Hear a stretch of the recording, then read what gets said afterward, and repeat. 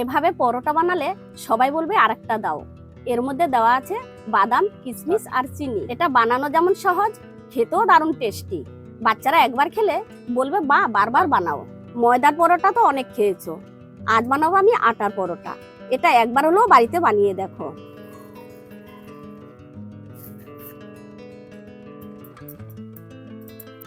এখানে নিয়েছি আমি 250 গ্রাম আটা আর 1 চিমটি নুন আর সামান্য একটু তেল দিয়ে এটা ভালো করে মেখে নেব।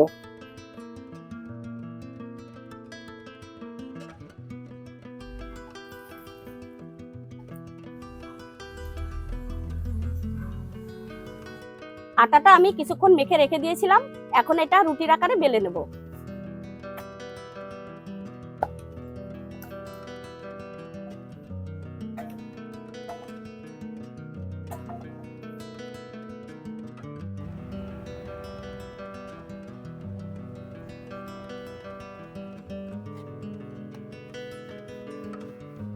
দেখো রুটিটা বেলা হয়ে গেছে, এর মধ্যে আমি বাদাম, কিশমিশ আর চিনিটা দিয়ে দেব।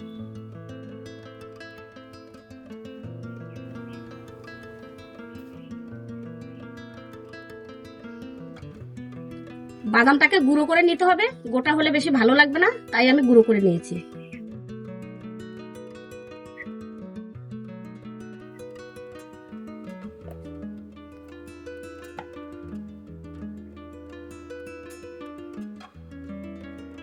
দেখো ভাঁজ করার পরে এটাকে এভাবে হালকা হাতে একটু চেপে দেবে।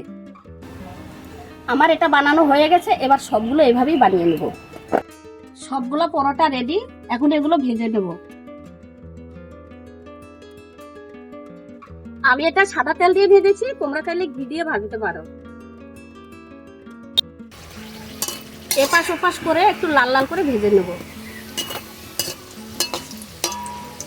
দেখো এটা মচমচে আর বেশ ফোলা ফোলা হয়েছে।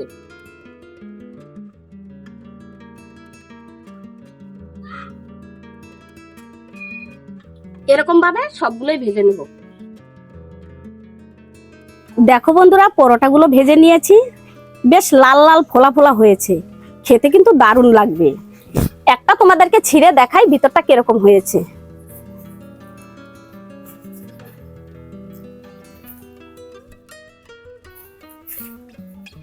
দেখো কত সুন্দর রসালো। আজকে আমি আটা দিয়ে পরোটা বানিয়ে দেখালাম, এরপরে তোমরা কোন রেসিপি দেখতে চাও আমাকে কমেন্ট বক্সে জানাবে। আমার রেসিপিটি যদি তোমাদের ভালো লাগে একটা লাইক করে বন্ধুদের সাথে শেয়ার করবে। আর আমার চ্যানেলে যদি কোনো বন্ধু নতুন হয়ে থাকো, চ্যানেলটিকে সাবস্ক্রাইব করে পাশে থাকার অনুরোধ রইল।